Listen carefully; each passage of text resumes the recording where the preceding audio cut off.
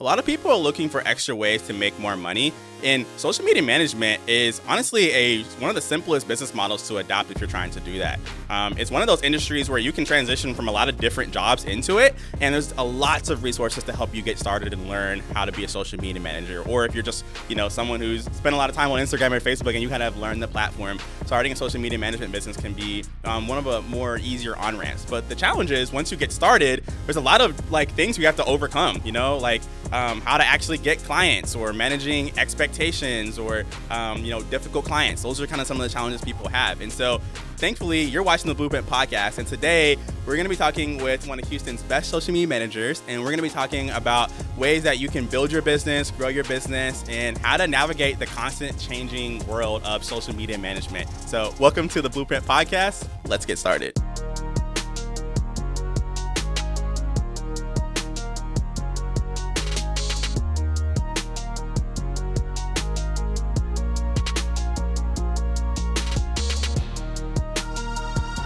So welcome in, ALANA. Thank you. Really excited to have you. We just met. So this is crazy that we're on a podcast. We met for the first time on Thursday. And I was like, hey, I have a spot on my podcast. You want to come on? So I really appreciate that you are willing to just go for it. So yeah, welcome in. Thank you for inviting me. I'm so happy to be here. Okay, so you're a social media manager and you work for some real estate brands in Houston, right? Yeah. And so I want to talk about how you got started in that and kind of somebody who's interested in social media management. Maybe they've maybe started already. What are some things they can do to get started? So I started as a real estate assistant back in 2021. Okay. I worked for a pretty well-known realtor here in Houston, and one of my responsibilities that was bestowed upon me was social media management.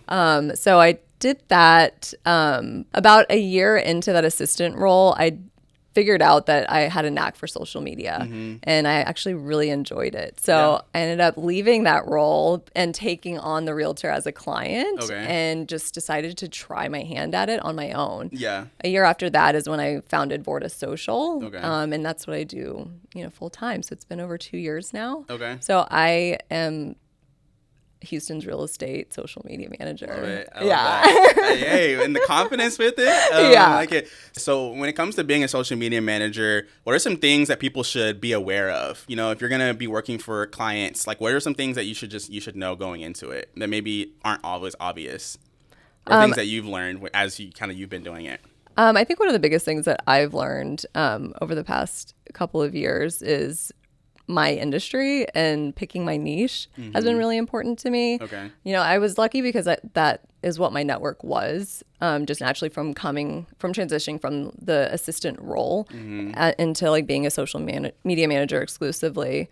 And I kind of just capitalized on what my existing network was. Instead of trying to branch out into several different industries, I really just focused on that. And that's what worked for me. So I have all of my clients are in real estate except for one. Okay. And I will say that it's what I love doing. I love doing the real estate side. I love the houses. I love my clients, of course. Yeah. But I mean, I've thought about, I've been approached by restaurants to run their social media, and it's just, I'm not really interested. I'll test certain things I've tested content creation for a gym, and for a med spa, but it's not my thing. So I think niching yourself is a really good way to figure out who your clientele should be, or who you're aiming for. Yeah, and I'm sure that also gives you just more credibility too, right? You can say you're Houston's real estate social media manager, right? There's even clarity in that. This is who I work for. This is what I do. Yeah. And so for the people who are in your niche, there's automatic kind of trust, or automatic okay, that's the person for me, right? Yeah. So if you're thinking about starting a social media manager business, for some people it's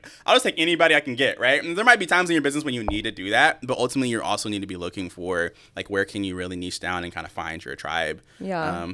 Right, that's so true. I think so. One of the benefits of niching down is it makes leads, lead generation, a lot easier. And I know a lot of people struggle with leads. I have friends that call me probably every week, and they're just what are you doing for lead generation? How do I find clients? Even brand new social media managers will ask me for advice on that. And if you niche yourself, you get those referrals. I mean, granted that you're good at your job, but it's just so much easier to obtain leads and referrals. Okay. I have done hardly Actually, okay, no, I'll be honest with you. I've done zero outreach in my 2 years as a social media manager. Good for you. That's awesome. Because I've niched myself. Like, Yeah. honestly, because it's just being able, like, I get the call and it's just like, hey, I talked to this guy today and I referred you to him. And I mean, it's so much easier. I mean, it's definitely a blessing. I'm very lucky. Yeah. To have built up my reputation and my experience, my portfolio.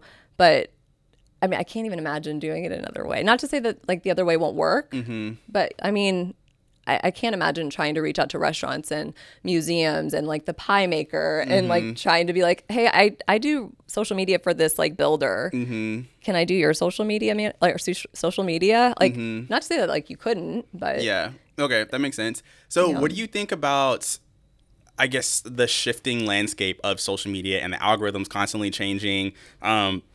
How can people really navigate that and still be good? You know, what worked 5 years ago isn't what works now, right? So yeah, I mean, I definitely think adaptability is huge in any industry, especially social media. But you have to be adaptable to the algorithm changes, to the content changes, and just like all those evolutions. Yeah. And you have to be willing and open to adapt and try new things. This is probably somewhat controversial, but people that say that they have like solved the algorithm, even if you have for that time period, like it's going to change. Yeah. Yeah. So I don't buy into that like whatsoever. Everything I do on social media is an experiment. And I think that's what makes it so exciting. Yeah.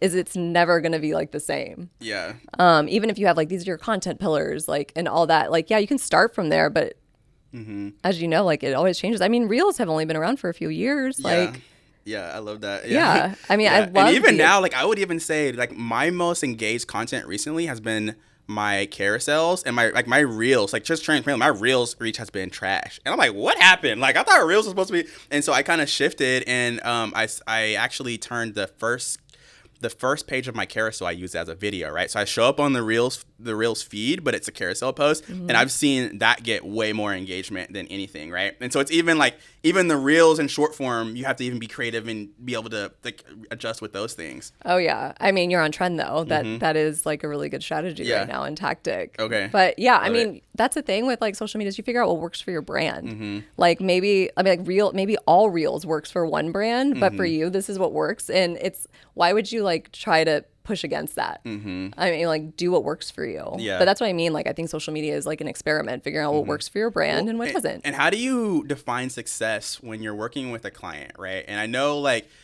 you, in terms of social media management, like you're one of the premier people to hire, right? And so like you're an investment and you do a really great job, right? So if someone's investing in that, how do you define success when the landscape is changing and like the algorithm changing, you're experimenting, you know, how do you help keep people feeling like, okay, this is worth it and we should keep doing this and successful? Does that make sense? Yeah. I mean, I think it starts from that initial call is what is your goal? So it's not even how I define it, it's how the client defines it.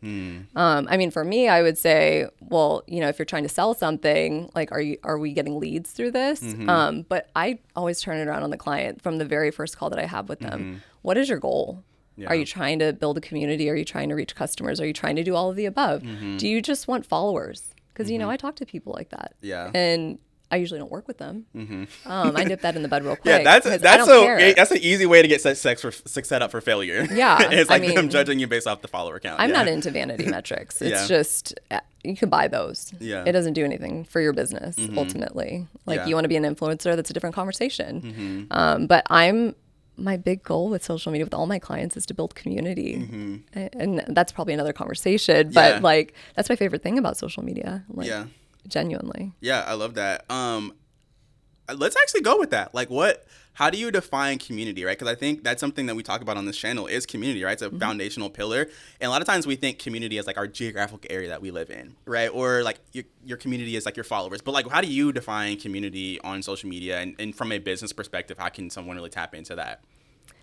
I love what you said there. It's not just like a geographic like market. It's so much more than that. And that's another beautiful thing about social media is that you can reach people across the world. Like, you know, growing up, like we didn't have this access, like the opportunity to connect with people, whether it's like people that you're going to sell your product to or just like your message maybe just resonates with people like Joe in England. Like it's an extraordinary opportunity that social media offers. And Community, I mean, yeah, it's customers, but it could just be anybody that your message, your personality, your brand resonates with. And that's what my goal is. My utmost goal when it comes to managing clients, it's to find what that community is, and fine tune a brand's voice to reach their ears and connect with them. Because, I mean, that's what it's about. It's connection. We're human. Yeah. We want that connection. Yeah. And it's like, it's truly remarkable. Yeah. There's nothing else like it. Love it. Yeah. Yeah. Okay. So let's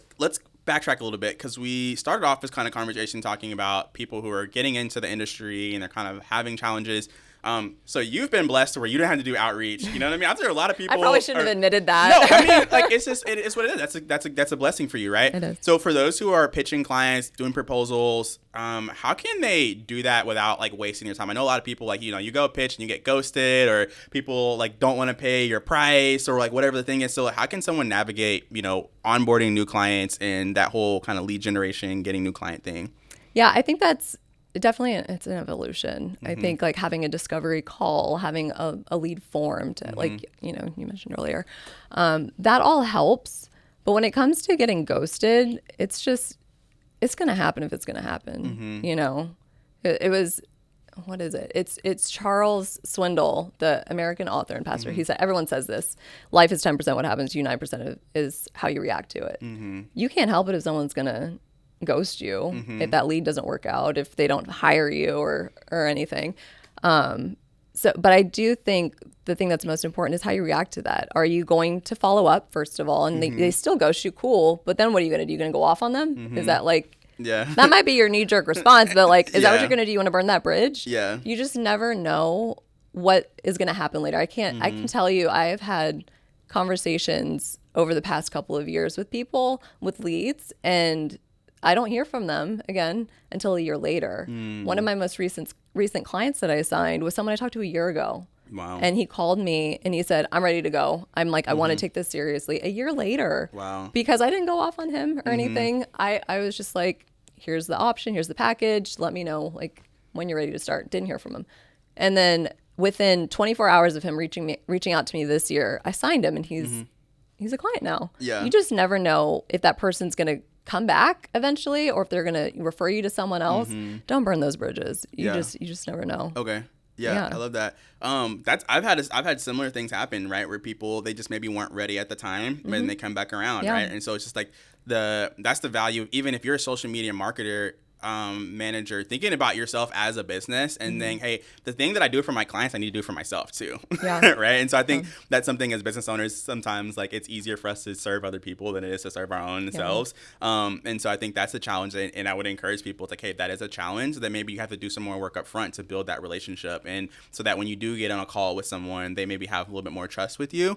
Talk about pricing, right? Because I know that's like, how do we price ourselves? You know what I mean? And a lot of times your clients, a lot of people are trying to get as cheap social media as they can, right? They're trying to know, how much can I not pay to get someone, you know what I mean? That's just a reality. I think a lot of business owners are still learning the value of what a social media manager does and all the work that goes into it, right? It's not like we said, it's easier to get into it, but to be good, it takes work, right? It takes time. So talk about like how to value your service and how to present that with confidence. So I will say, like, whenever I started, I kind of went off of what Google told me, and it said social media managers make like anywhere from $500 to $850 when they're starting out. Okay. And that's where I started, and it was all just, again, like an experiment. You'll see like a theme emerging here, right? Right.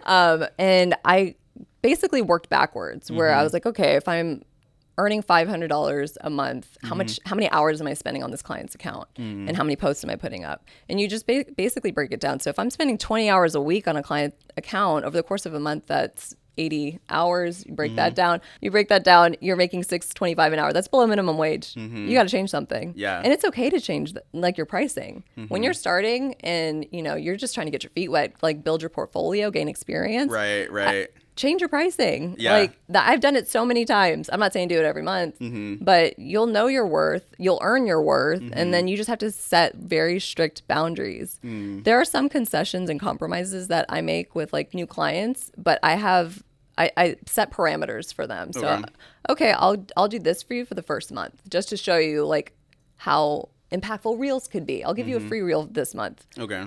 This month. And that's it. And then once I show them, the results, then they have to pay for it. Okay. You know, so if it's like that type of investment, I think that's one thing. But I like to break things down by numbers. I usually use the calculator. Thank you.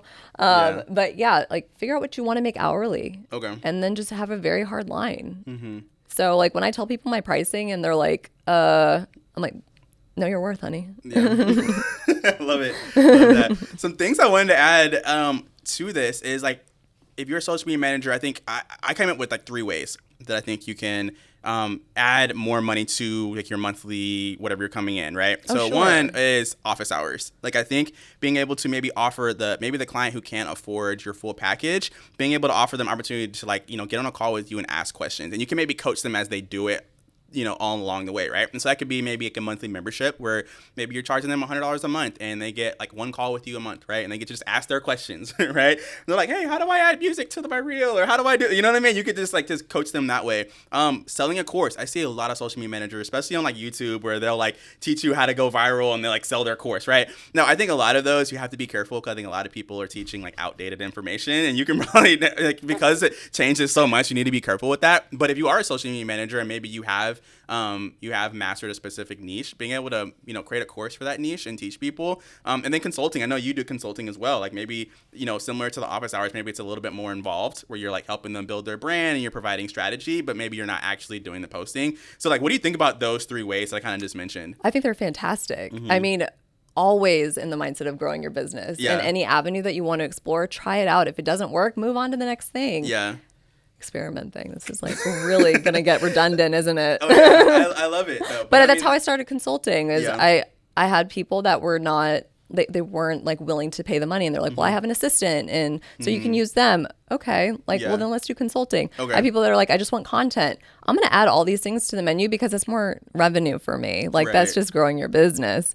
And it's not just that. It's like, I work with other people. I'm always networking because I don't know how to build a website, but I know someone who does, and I can add like a surcharge to that and, charge a client for that. So you Yeah. need web design, you need graphic design. Like I know people, want content. Like I don't shoot video, but I have a videographer. Okay. So add all those things, do consulting, do the classes, go to speaking, like go to events and speak. Like I've been invited to do that before as well. Love it. Okay. Anything you can do to add to your little menu. Yeah. So you mentioned content and your videographer. One of the shifts that I've seen, and Alex Hormozy just did this big post where he was like, hey, like he's going back to a more simple way of creating content. He's kind of the person that first started doing all the crazy captions and like super Hormozy produced style. Yeah, Hormozy He style. invented Yeah, it. he Yeah. did that whole thing. So everyone started doing that, and now there's kind of this shift back to a more authentic, more raw type of content. But from a business perspective, how do you balance that, like, quality with a more raw thing that we see on TikTok? That's a more just like, hey, take your phone out, record something, and go viral, right? Like that's what's happening all the time on TikTok. Like, but for a business owner, maybe there's something they want to protect their brand. So how do you kind of balance that raw, authentic content that seems to be doing really well with kind of like the quality, branded, highly produced style of content? Right. So I actually heard about this being a shift back in January. Okay. From this guy Enrico Incarnati. I'm Yes, probably totally I love butchering Enrico. it. Yeah, I save all of his posts. And I remember it Yeah. like I don't follow this guy, but it came up in my Discover page and in January, but it stuck with me because it resonates with me because I always tell clients, I want to see your personality. I want to see the human element. Like I want to add that. And I have clients that are like, I don't want my face to be on camera. I'll tell you, side note, like those accounts compared to my accounts where they actually do show their face, way less engagement. Oh, yeah. That's just the name of the game. But it just goes back to what we talked about at the very beginning of the conversation is adapting. You have to adapt to the changing trends. So, I mean, y'all could be as resistant as you want, clients, but like, give it a try. That's usually what I'm saying is like, let's just try the new thing. If they still want it produced like by a videographer, instead of doing like a present style, like facing the camera, maybe the camera comes up behind you as you're getting out of your car and you're walking into your place of business. Just try to incorporate it slowly or gradually, and then just trying to get your client on board by saying like, hey, this is a shift that I'm seeing. Can we try it out? Just let me try 1 or 2. Let's see how it goes. Yeah. I'll be honest with you. I know that Hormozy has said it today. This is something I heard back in January. We're 5 months in. I haven't seen anybody making the shift in Houston. I think that we're behind. And I think it's going to be another 6 months before we actually start following Hormozy's lead. Okay. Yeah. Wow. Okay, well, like on I could game, be wrong, but no, like, but I think I didn't, you know, I definitely respect your opinion. You're out there, you're seeing the things, you're working with clients, and so I think this is an opportunity for if you're a new social media manager and you're trying to like get in the door, got something like bringing something to value, really study the new trend and study kind of where things are going. Be willing to experiment, try new things. And ultimately, I think something that you said earlier is ask really good questions and put it back on your client, right? Instead of positioning yourself as kind of the know-it-all, like social media person, really understand what it is that client needs and just position yourself to help them get what they need instead of positioning yourself. Because I think it's really easy to set yourself up for failure as a social media manager because people have like these grandiose like ideas of what you're supposed to do for them, like fix my whole company, my whole marketing with my social media account. And it's like there's so many more things that go into marketing, being able to get clients, and so as a social media manager, I think you want to be really careful of that. So, yeah. Any you want to add anything to that? I mean, I think it's one thing I will say, like with my clients, is that they're all really receptive and like open to trying things. And I've been really lucky with that. Is they're usually willing to try new things. Okay. All right. So last question for you as we kind of wrap it up. Like, what's something that a big takeaway from to what we've talked about today that you want people to leave with? If like, hey, if you don't hear anything else I said, what's the thing that you want them to hear from today? It's just knowing your worth, whether it's social media or any other industry. You know, everything is a learning process. Be open to learning and have boundaries. Like any relationship, working relationships are no different. So know your worth, have your boundaries, and just have fun with it. Love it. Okay. Yeah, it's all a journey. All right, awesome. Well, thank you for watching the Blueprint Podcast. I'm going to put ALANA's information in the description. So if you're looking for a social media manager and you're in the real estate space, definitely reach out to her. If you have any questions, looking for some consulting, she would love to help you give some direction to your brand or your social media account. Feel free to check out some of the new episodes coming out. You're probably going to get those popping up on your screen. Check one of those out, and we'll see you guys next time.